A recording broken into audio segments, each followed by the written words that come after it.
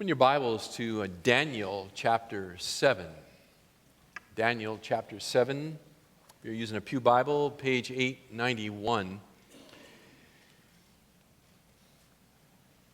Last week, I just had this sensation that I was running a 100-yard dash in the beach sand.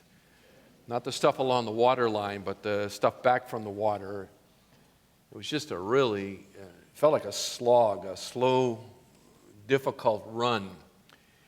And so thinking about that, I've decided we're still in the same passage or topic, Jesus' Prophetic Panorama from Matthew chapter 24. I haven't completely lost my way, but I think what I wanted to do is reorder the points of that sermon.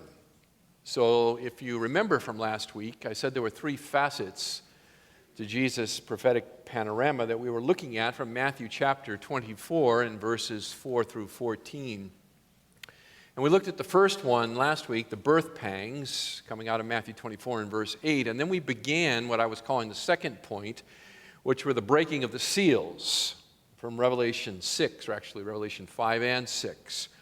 But I think and the third point of that sermon was the Daniel connection. But I think what I want to do is reorder the points and make the second point the Daniel connection and the third point the breaking of the seals. And I think that will make things a little more clear, I hope. So if you're trying to figure out what I'm doing and where I'm going, and you had last week's notes and you're saying, what in the world is that guy up to? Well, here's what I'm up to.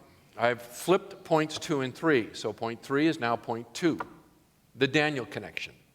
Thus, your Bibles will now be opened on your lap to Daniel chapter 7. And what I want to do is to look with you very briefly at Daniel chapter 7, 8, 9, 10, 11, and 12 in one sermon. In one sermon. And this will work out really quite well for those of you who are using the church's through the year Bible reading program, because starting tomorrow morning we begin together reading Daniel. So that'll be good. You'll kind of know where things are going, hopefully, when we do that. So let me just a little context to get into this. In the Olivet Discourse, right? Jesus teaching to his disciples there on the side of the Mount of Olives, following his pronouncement of judgment upon the nation of Israel, recorded there in the end of Matthew 23 and the beginning of Matthew 24. We have a parallel account in Luke 21. We looked at that a few weeks ago. There in that parallel account, Jesus answered one of the disciples' questions. They asked, when will these things happen, and what will be the sign of your coming to the end of the age? And we noted, as I say, a few weeks back, that Matthew does not record the answer to the first question. It's recorded by Luke, and it's recorded by Luke in Luke 21. And there in Luke 21, Jesus speaks about the destruction of the temple under Titus and the Roman army. And he says that he speaks of that as the time of the Gentiles. You remember this?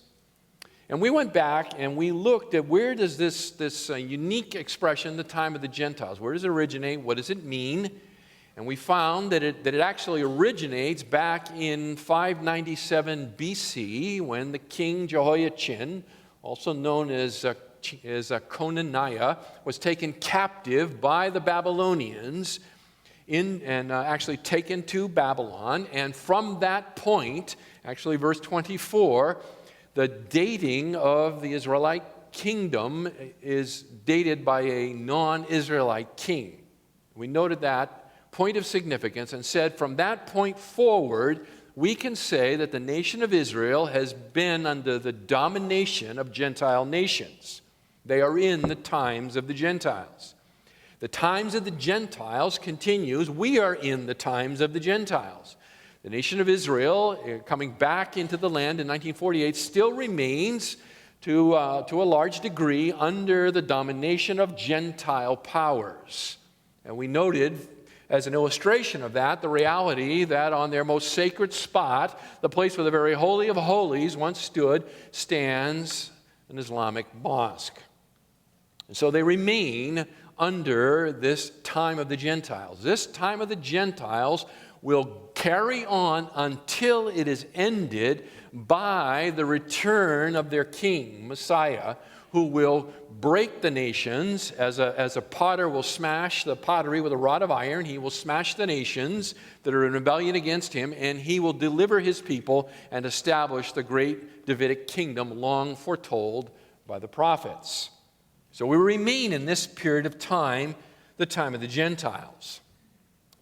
Daniel's contribution to this is that Daniel, through a series of visions given to him by God over an extended period of time, details the times of the Gentiles, what it will be and what it will look like as it relates to the nation of Israel. Now, Daniel was taken into captivity in 605 BC, the first of the three captivities, 605, 597, and 586. Daniel, taken as a young man into Babylon in captivity, ministered in Babylon for about 70 years. So the prophecies of the book of Daniel cover a period of time of about 70 years. And during that time, Daniel is elevated by God to a place of great stature in the kingdoms, first of Babylon and then of Medo-Persia. So Daniel gave this overview of the time of the Gentiles and lived in part of this time himself. His prophecies are recorded for us in his book. The first prophecy actually was given to Nebuchadnezzar in chapter 2 of Daniel, and Daniel is the one who interprets that dream. And the reality is that every prophecy to be found in the book of Daniel spins out of the original vision or dream, I guess a dream is a better word, given out of the original dream given to Nebuchadnezzar. And it was the dream, you'll remember, about a statue, right? A statue that was made of 4 different kinds of metals: gold, silver, bronze, and then iron, and then the feet of the statue were a mixture of iron and clay. You'll also remember that that statue was crushed by a stone cut without hands that smashed the statue and then grew itself to become a mountain and filled the whole earth. That was the original prophecy or dream given to Nebuchadnezzar, interpreted by Daniel, forms the basis of all future prophecies in the book of Daniel, and details the age or time of Gentile domination.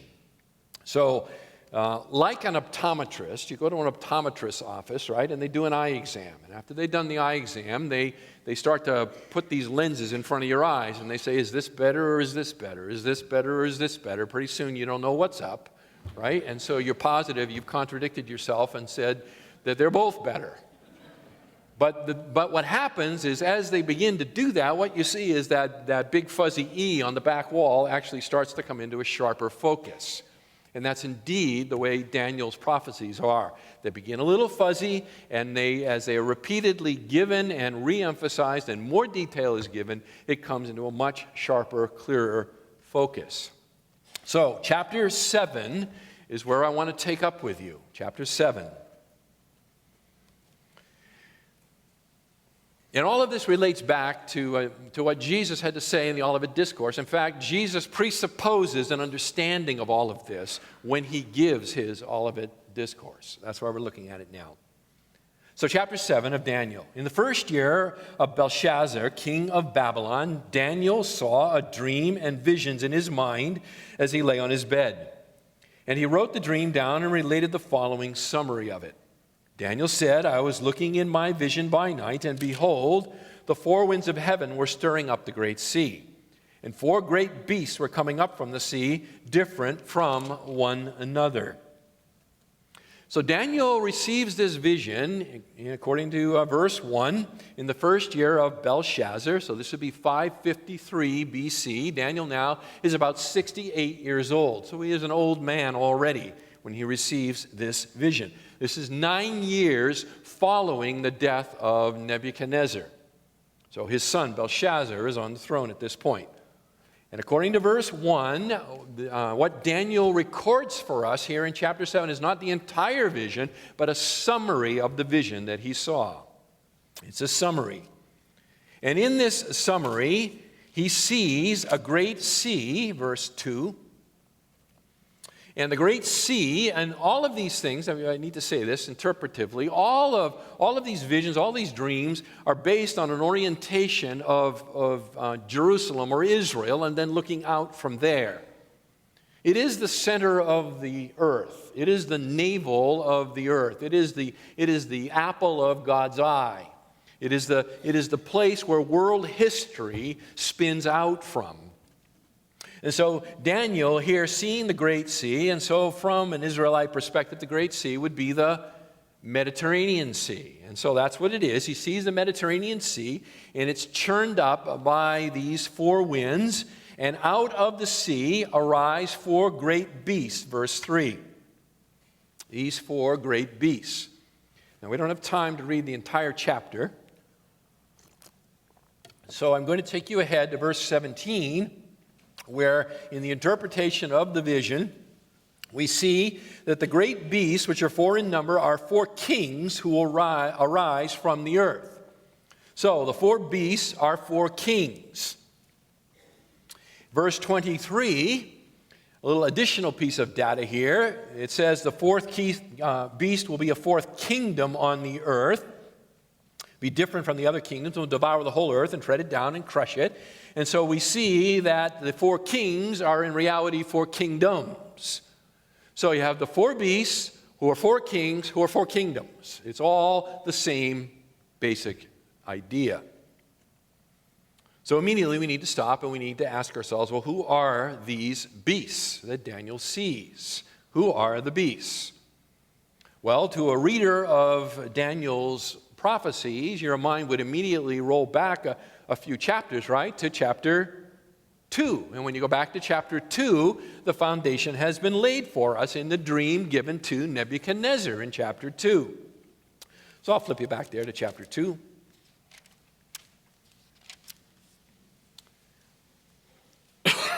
Excuse me.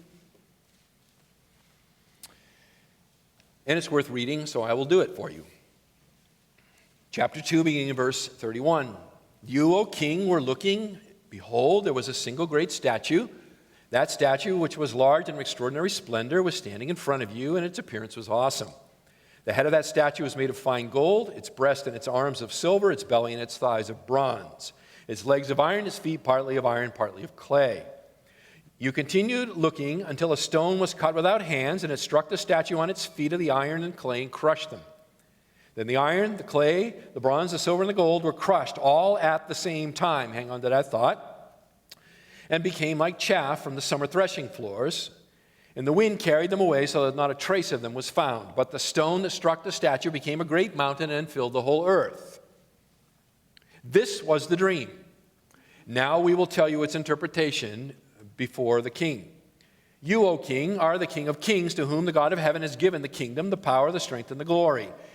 And wherever the sons of men dwell, or the beasts of the field, or the birds of the sky, he has given them into your hand and has caused you to rule over them, and you are the head of gold. So immediately we know who the head of gold is.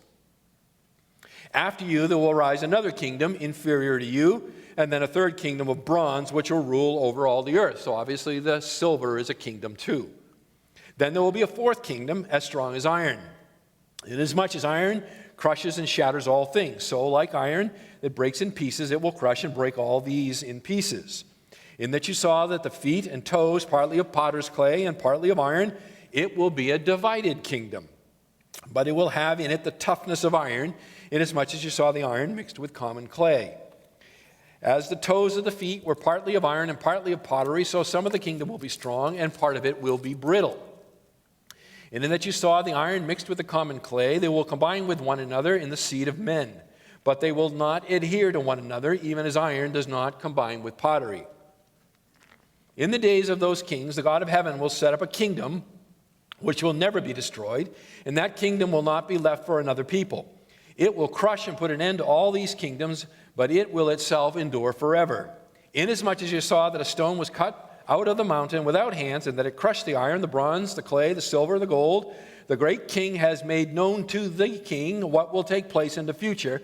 So the dream is true and the interpretation is trustworthy. So, Daniel tells us about this progress of future reality, future history now to us, at least a good bit of it, in the form of these 4 kingdoms. And I wanted you to note the fact that when the statue is crushed, the stone crushes the feet, but notice it says it crushes the entire statue, all the metals. The significance of that reality is that each empire spoken of here, the first, the second, the third, and the fourth, consisted of all of that which had gone previously.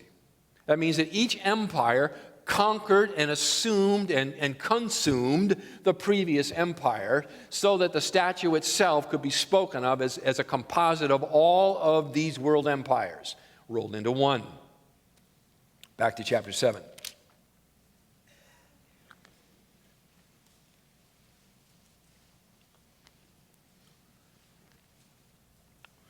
So Daniel now sees these 4 beasts. 4 beasts, 4 kings, 4 kingdoms. The first beast in chapter 4 is like a lion. It is like a lion. I don't have time to spell it all out for you, but I'll just tell you this. The first kingdom is Babylon. It's the same as the golden head. It is the lion kingdom. Babylon's reign was 626 to 539 BC, relatively short, just under 100 years. The second beast, verse 5, resembled a bear. It's raised up on one side. There are ribs in its teeth. I think the idea of it being raised up on one side is that this kingdom, there was the kingdom of Medo-Persia. That was the second kingdom, the second empire. And the Medes, the Persians were dominant in that kingdom. Thus the bear is raised up on one side. This is the Medo-Persian Empire that conquered the Babylonian Empire and reigned itself from 539 to 333 BC. So about 200 years in the Medo-Persian Empire, the second beast, second king, second kingdom. Verse 6, we see the third kingdom beast, and it's like a leopard. It is like a leopard, and this one has 4 heads. And it is like a leopard with 4 wings. It is a leopard that moves quickly. This kingdom beast is Greece, the third beast in the vision. Greece, the empire of Greece, was approximately from 333 BC to 63 BC, so almost 300 years. This is the empire of Alexander the Great. He moved rapidly, quickly, conquering the Medo-Persian Empire in a matter of a couple of years. So this is the leopard beast. And then finally, in verse 7, he says, I kept looking in the night visions, and behold, a 4th beast, dreadful and terrifying and extremely strong. It had large iron teeth. It devoured and crushed and trampled down the remainder with its feet. And it was different from all the beasts that were before it, and it had 10 horns. This is the empire of Rome. This is the Iron Empire, the Roman Empire, that ruled from 63 BC to 476 AD. So over 500 years, the Roman Empire. Each empire conquering the previous one and absorbing its territory. Now notice Daniel says here in verse 7 that this 4th animal, this 4th beast was unlike any other one that he had ever seen before. Unlike anything he'd ever seen. Because out of it came 10 horns or 10 kings, according to verse 24. Right? The 10 horns or eyes out of this kingdom are 10 kings, it says. So the 10 horns of this beast represent 10 kings. They are like unto the 10 toes of the statue in chapter 2. Now, according to verse 8 here in chapter 7, Daniel is thinking about what he sees. And behold, it says, while I was contemplating the horns, verse 8, chapter 7, behold, another horn, a little one, came up among them, and 3 of the first horns were pulled out by the roots before it. And behold, this horn possessed eyes like the eyes of a man, and a mouth uttering great boasts. So Daniel is thinking about what he is seeing in his vision here, and among this beast with these 10 horns, there arises an 11th horn, a little horn, it says. And this little horn comes up and violently overthrows 3 others, establishes itself. It says, human eyes. I think it speaks of intelligence. And it has an arrogant and boastful mouth. And so this king that throws down 3 others and assumes control over this 4th beast, this 4th empire, is a very intelligent king, and a king whose mouth is very arrogant and boastful towards the God of heaven. At that moment, verse 9, Daniel is then given a glimpse into the throne room of God. I kept looking until thrones were set up, and the Ancient of Days took his seat. So Daniel now is able to see into the very throne room of God, and there in the throne room of God, he witnesses the judgment and destruction of this little horn in the establishment, beginning in verse 9 through 14 here, of Messiah's kingdom. That is the stone cut without hands that crushes the statue and fills the whole earth. So Daniel sees this happening.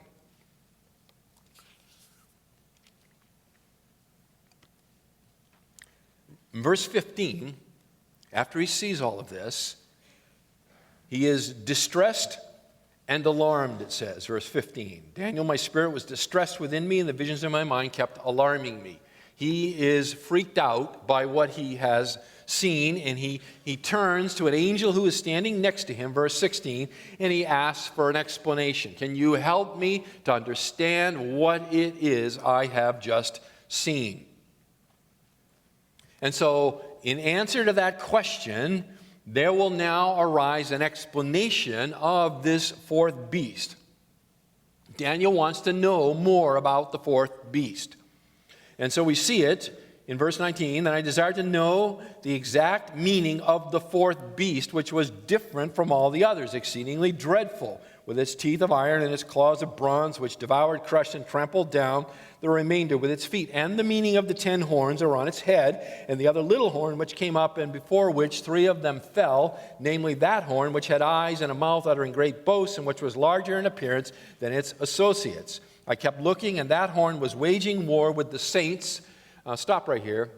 When you see the word saints, it's not talking about Christians. Yes, we are called in the epistles of Paul, we are called saints, set apart, holy ones. That's true. But this is Daniel. He doesn't know anything about the church. He doesn't know anything about you or I. He is speaking about his own people, and it is his own people who are following the God of Israel who are the saints in this context. And so this horn is waging war with Daniel's people, the saints, and he is overpowering them until the Ancient of Days comes and judgment is passed, and the time arrives when the saints take possession of the kingdom. So Daniel is told that this kingdom, verse 23, will devour the whole earth and tread it down. So this kingdom will consume the whole earth. This kingdom also arises out of the 4th beast, which is the Roman Empire. So it is a confederation of 10 nations that make up the former Roman Empire prior to Messiah's kingdom. Now you remember when I said that each of the beasts consumes the one before it. Babylon was conquered and consumed, its territory absorbed by the Medo-Persians. The Medo-Persians were conquered by the Greeks, and the Greeks absorbed the Medo-Persian Empire. The Greeks were conquered by the Romans. But a funny thing about the Roman Empire, it was never conquered. It never fell to another kingdom. There was no other kingdom that conquered the Roman Empire. The Roman Empire collapsed because of rot. And it emerged in the nations that you and I know as Europe. It's essentially what happened to the Roman Empire. And so when Daniel is seeing this vision, he is seeing a vision of an empire that crushes and devours the whole earth. It comes out of this collapsed confederacy of the former Roman Empire. The little horn arises and takes control of the entire thing, and it subdues them, and it begins to persecute the nation of Israel, the saints of the Most High, and it does so, according to verse 25, for a time, times, and half a time. Now, that's an interesting way to speak about chronology. By the way, it says that he will intend to make an alteration in times and law. You see that? He'll wear down the saints of the Most High, of the Highest One, rather. Verse 25, he'll intend to make an alteration in times and law. The idea here is in Jewish custom, Jewish sacrificial timetables. He will attempt to change all of that, and the nation will be given into his hand for a time, times, and half a time. And the answer is, what is a time, time, and half a time? The answer is 3.5 years. It is 3.5 years. For 3.5 years, this little horn will severely persecute the nation of Israel and attempt to obliterate their worship system, their sacrificial calendar.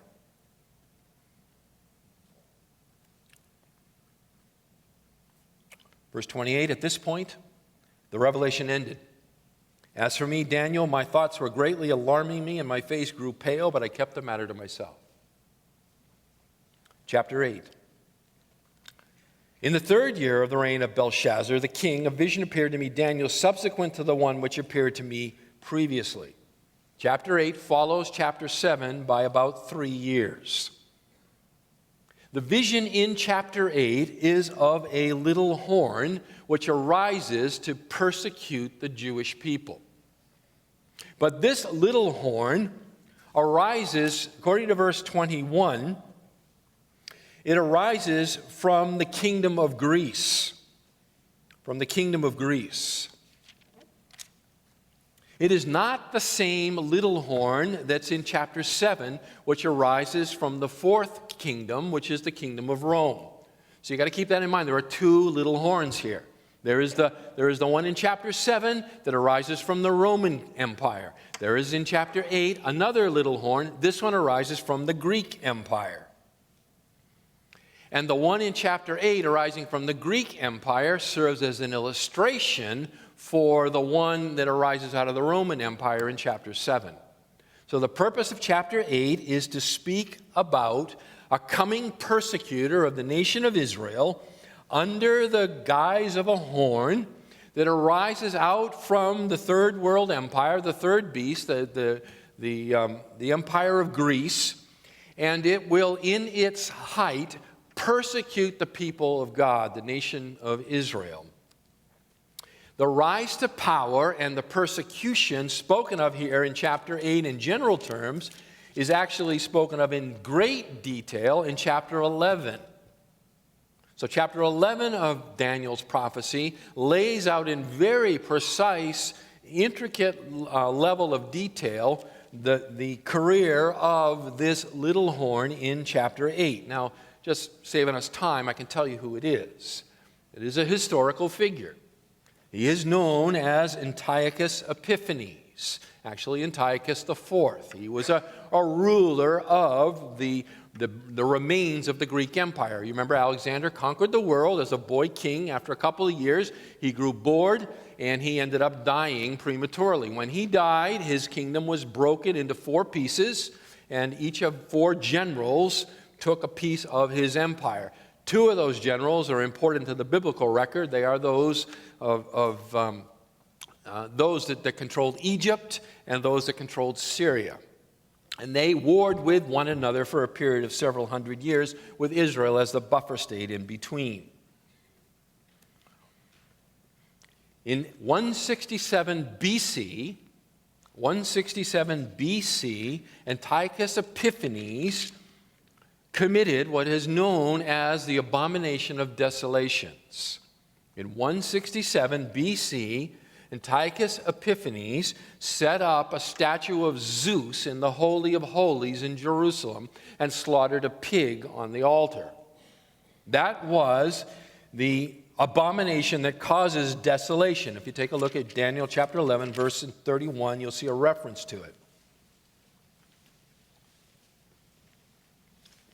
It says, "Forces from him will arise, desecrate the sanctuary fortress, and do away with the regular sacrifice.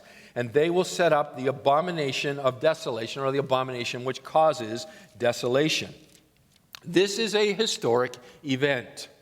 This is the historic event that Jesus refers to, Matthew records for us in chapter 24 and verse 15, where Jesus says, when you see the abomination of desolation, which was spoken of through Daniel the prophet standing in the holy place, let the reader understand, then those who are in Judea must flee to the mountains.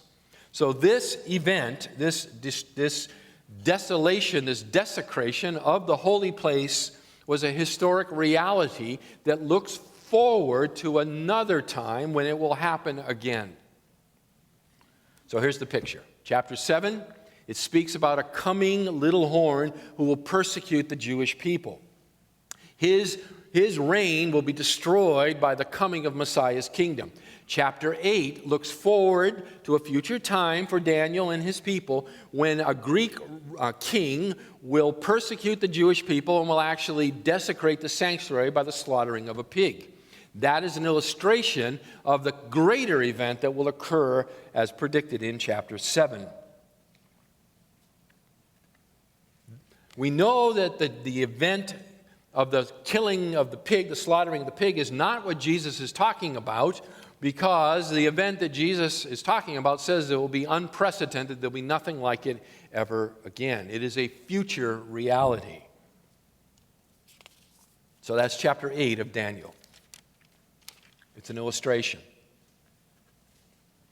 Chapter 9, in the first year of Darius the son of Ahasuerus, of the Median descent, who was made king over the kingdom of the Chaldeans. We're now in 539 BC. This is 12 years later than the prophecy of chapter 8. Okay, so we're moving forward in time. In 539, the Babylonian Empire was overthrown by the Medo-Persians. You remember Belshazzar is having a feast, and he's worshiping the gods of silver and gold, and he's drinking out of the Jewish vessels, that was stolen from the sanctuary, and he sees handwriting on the wall, right? He sees the hand, and it writes on the wall, and he's alarmed. It says his knees start knocking together. Daniel comes in and says that the prophecy is that your kingdom has been overthrown, and in that very night, the Medo-Persians breached the fortifications of Babylon and overthrew the Babylonian Empire. And so the Medo-Persian Empire now takes over.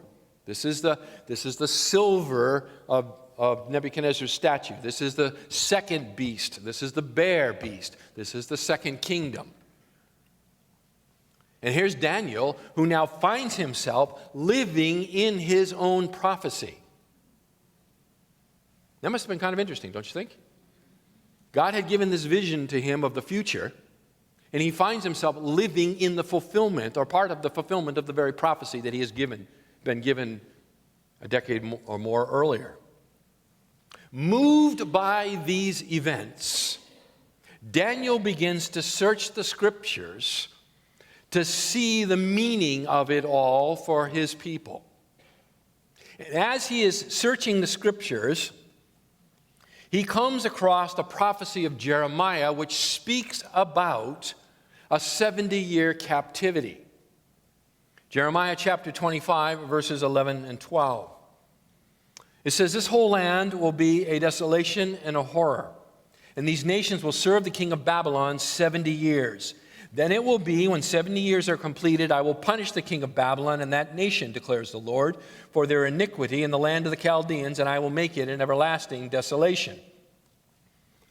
So Jeremiah had predicted the overthrow of the Babylonian Empire. Daniel had seen a vision of the overthrow of the Babylonian Empire. The Babylonian Empire has just been overthrown, and Daniel says, whoa, this stuff's all coming true. And it's coming true right in my lifetime. So he begins to pray. And that's what chapter 9 is. It's a prayer. And he begins to pray that God will fulfill his word. Now, the prayer begins with an extended period of confession for the sins of he and his people, as all prayer ought to begin. We ought to confess our sin before God before we begin to ask of him to do on our behalf. But Daniel prays and asks in verse 17 that the Lord would restore his sanctuary. So now, our God, listen to the prayer of your servant and to his supplications, and for your sake, God, let your face shine on your desolate sanctuary. He's praying on behalf of the temple which had been destroyed. He goes on and he says, oh my God, incline your ear and hear, open your eyes and see our desolations and the city which is called by your name. For we are not presenting our supplications before you on account of any merits on our own, but on account of your great compassion. So he prays and beseeches God on behalf of the destroyed city of Jerusalem. He goes on in verse 19 and he beseeches God on behalf of God's people. O Lord, hear. O Lord, forgive. O Lord, listen and take action. For your own sake, O my God, do not delay, because your city and your people are called by your name. So Daniel requests of God three things. He calls out for God to restore the temple, verse 17, to restore the city of Jerusalem, verse 18, and to restore his people from their captivity, verse 19. Now, immediately when Daniel begins praying, God dispatches the angel Gabriel to answer Daniel's prayer. And so, beginning in verse 20, Daniel receives the answer to his prayer. Now, the previous visions had spoken about what we're calling the times of the Gentiles, and it had spoken in some detail, but it was still in rather broad terms. The answer that Daniel receives here speaks with some amazing precision. So there's more detail given in response to Daniel's prayer that includes an amazing glimpse into the future of his people beginning in verse 24, and includes what is known as the 70 weeks of Daniel. So Daniel chapter 9, beginning in verse 24 through 27, is probably one of the most dense sections of biblical prophecy speaking about the nation of Israel that you will find anywhere in the Bible. It has incredible revelation for us. We don't have time this morning to work it all out. It would be multiple sermons. But know this, verse 26, it says, and after 62 weeks, and when it talks about weeks, it's talking about weeks of years. Okay? So each week is a year in this prophecy. So it says, after the 62 weeks, Messiah will be cut off and have nothing, and the people of the prince who is to come will destroy the city and the sanctuary, and its end will come with a flood. Even to the end there will be war, and desolations are determined.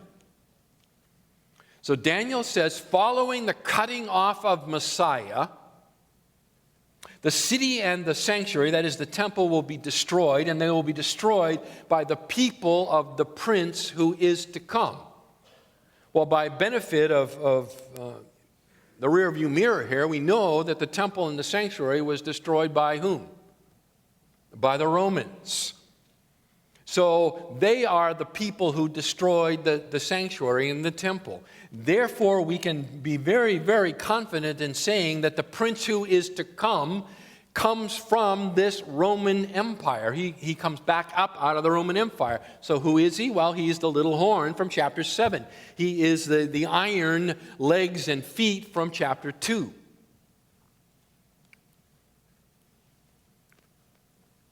Specifically, Daniel chapter 7 and verse 8. He is the prince who is to come, the little horn. Verse 27,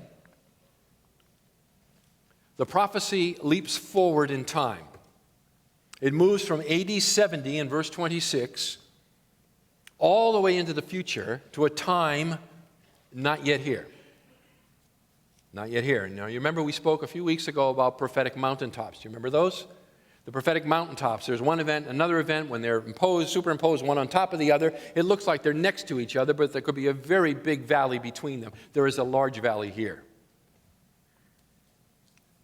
So verse 27, and he, who's the he, the antecedent to the he, is the prince who is to come. He will make a firm covenant with the many for 1 week, that is for 7 years.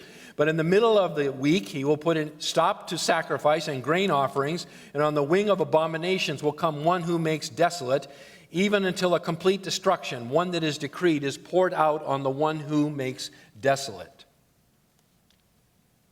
So this prince who is to come, this one who has arisen out of the Roman Empire, will make a firm covenant, it says. And the word firm here is is an interesting Hebrew verb. It has the idea that he will impose a covenant upon the Jewish people.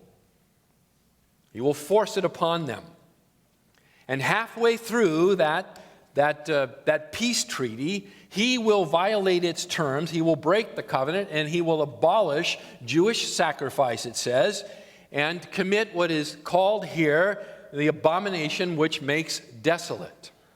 This is the abomination of desolation that Jesus is referring to in Matthew chapter 24 and verse 15. Again, just turn over there real quick so you can kind of get this down in your mind. We know this is the one that Jesus is talking about, because as Jesus begins to talk more about this in verse 21 of Matthew chapter 24, he says that it is that there will be a period here that has not occurred since the beginning of the world until now, nor ever will. He speaks of the fact that it is a very unique time, a very unique time. Daniel speaks of it as a very unique time as well, because when you get to Daniel chapter 12, and I guess I probably should have said this earlier, but Daniel chapters 10, 11, and 12 are all one vision. Okay?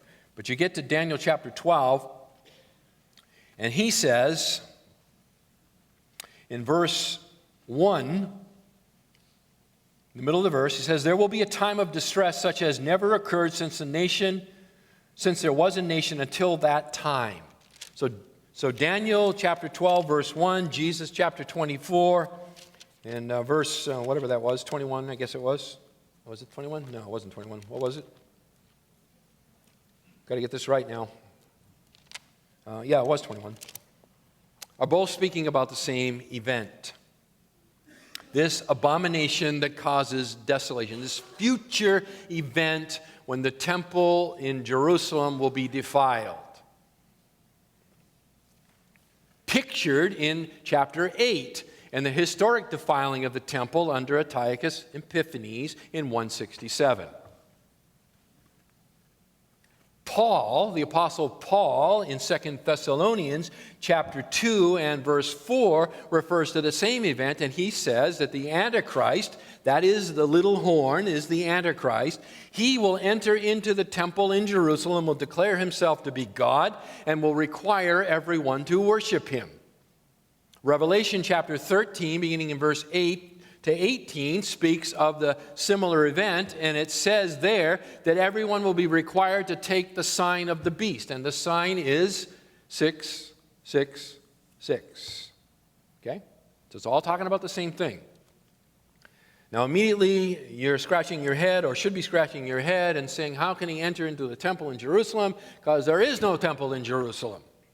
And that is an interesting question. And I would only speculate in this way for you is I would suggest that that part of the terms of the covenant that the Antichrist imposes upon the people of Israel in Daniel 9 and 27 includes, as part of this peace treaty, the ability for them to reconstruct their temple.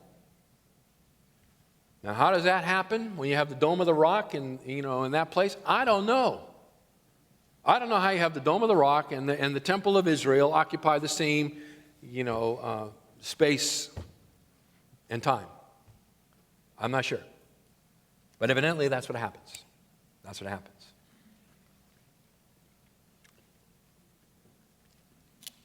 Now, I think I misspoke here a moment ago when I said 9. No, I said 10, 11, and 12 are all the same, didn't I? Did I say that? Okay, good. Then I didn't misspeak. Whew. All right, chapter 10. This occurs in the 3rd year of the reign of Cyrus.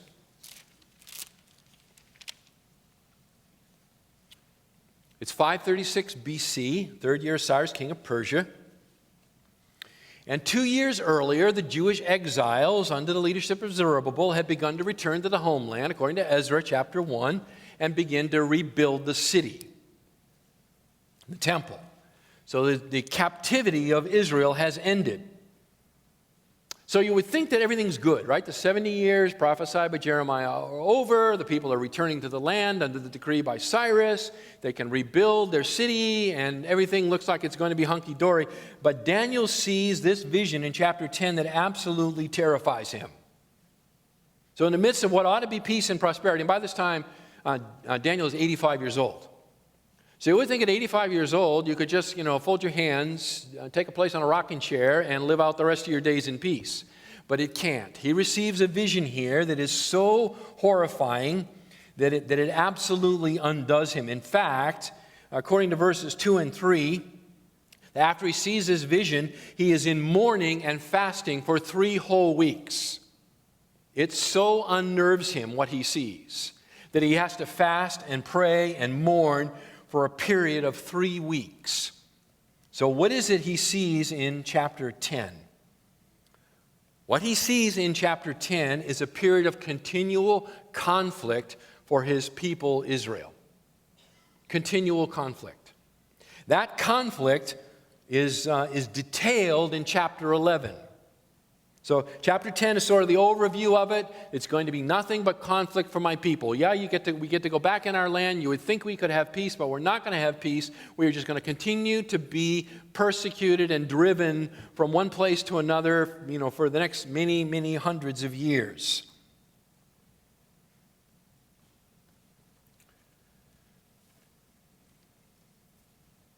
Daniel sees this vision.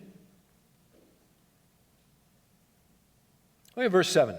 Now I, Daniel, alone saw the vision, while the men who were with me did not see the vision. Nevertheless, a great dread fell on them, and they ran away to hide themselves. So I was left alone and saw this great vision. Yet no strength was left in me, for my natural color turned to a deathly pallor, and I retained no strength. You get an idea. He is absolutely overwhelmed by what he sees. Verse 10, and behold, a hand touched me and set me trembling on my hands and knees. And he said to me, O Daniel, man of high esteem, understand the words that I am about to tell you and stand upright, for I have now been sent to you. And when he had spoken this word to me, I stood up trembling, and he said, do not be afraid.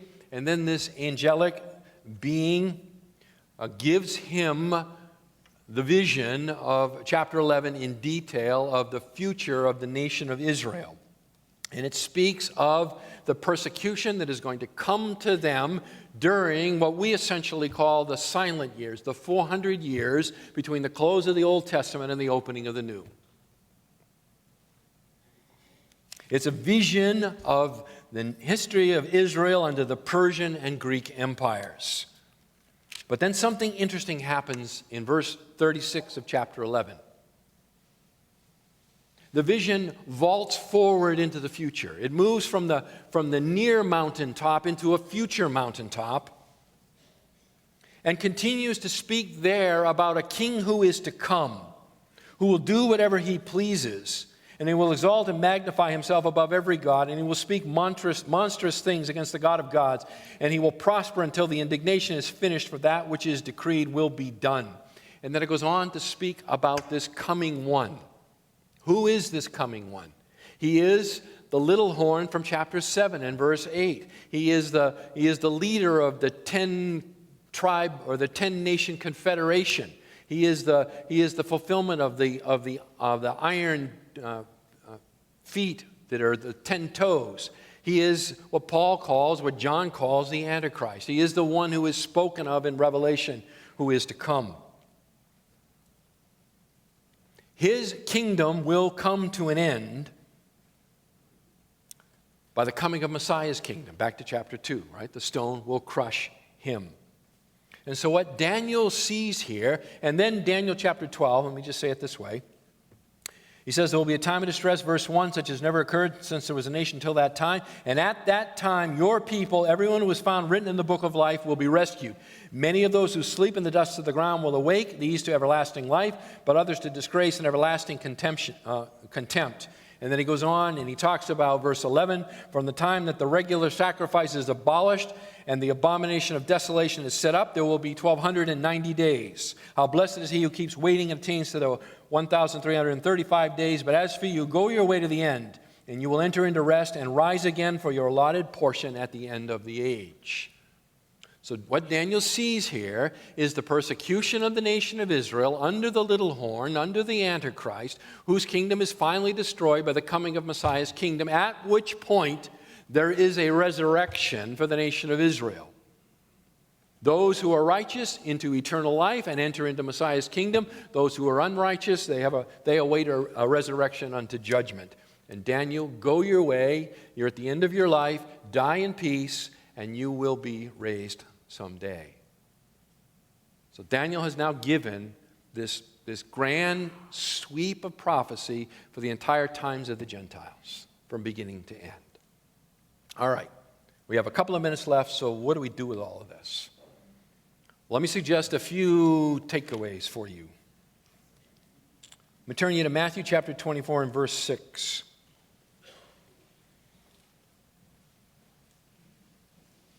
And we'll come back and look at this next week now. Hopefully it'll make more sense. Jesus says you will be hearing of wars and rumors of wars. See that you are not frightened. And this is the expression I want you to key in on. For those things must take place. For those things must take place. The verb used here is the verb that indicates God's sovereignty. These things must happen under the sovereign rule of God. Daniel, all that you have seen is the playing out of world history. It is under the sovereign reign of God. Do not be afraid. These things must take place. They must take place. And beloved, we're in a great position, aren't we? We look back and we can see historically the rise and the fall of every one of those empires exactly the way Daniel said it would. And so we know that the end is going to come just the way Daniel said, just the way Jesus says. God is sovereign over it all. That's number one. Number two, evil will not prevail. Evil will not prevail. And many times it looks like it's winning, doesn't it? It looks like the kingdoms of this world are in the ascendancy. Those that shake their fist in the face of God seem to be in the highest positions in the world. But Messiah's kingdom will come, and when it comes, it will crush the kingdoms of this world. Daniel chapter 7 and verse 27. The stone cut without hands will crush the statue. All of these world empires, including the greatest and most brutal of them all, Antichrist's empire, will be crushed by the coming of Messiah. And that leads me to my third application point, which is essentially this. Whose side are you on? Whose kingdom are you part of? Are you part of the kingdom of man? Living in rebellion against God, appearing to have today the upper hand. Life is good.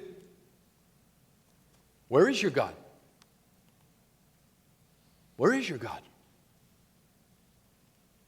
Are you part of the kingdom of Messiah? Are you part of the kingdom of Messiah? Are you living this life by faith, trusting that Messiah will come, he will fulfill his word? Willing to suffer now because the kingdom will come. Whose side are you on? And my mind can't help but go back to Joshua, the end of his life, the conquest of Canaan. Joshua's an old man now. He's about to die. And he calls together the tribes. And he says to them, it's time to choose. Whose kingdom are you part of? And he says, if it is disagreeable in your sight to serve the Lord, choose for yourselves today whom you will serve. Whether the gods which your fathers served, which were beyond the river, or the gods of the Amorites in whose land you are living. But for me and my house, fill it in for me. But for me and my house, we will serve the Lord. We will serve the Lord. Beloved, this is where prophecy always takes you. Not to fulfill a curiosity factor, but to bring you to a place of decision. Whose kingdom are you part of? Who will you serve? Who will you serve? May God in his mercy and grace enable you to answer the question the right way. Our Father, thank you for your word. We have moved so very, very quickly this morning, and I pray, Father, that your Spirit would make it plain for people. Father, as we read Daniel together this coming week, go back through this, may you help us to make the connections, make the linkages, to understand what's being said, that our confidence in the Word of God would grow. And ultimately, our Father, that when we are faced with the decisions of life that will come to us, some little and some small, but fundamentally always the same, who will we serve? Whose kingdom are we part of? May you in your grace enable us to choose like Joshua, to say that we will serve the Lord. It's in his name we pray, amen.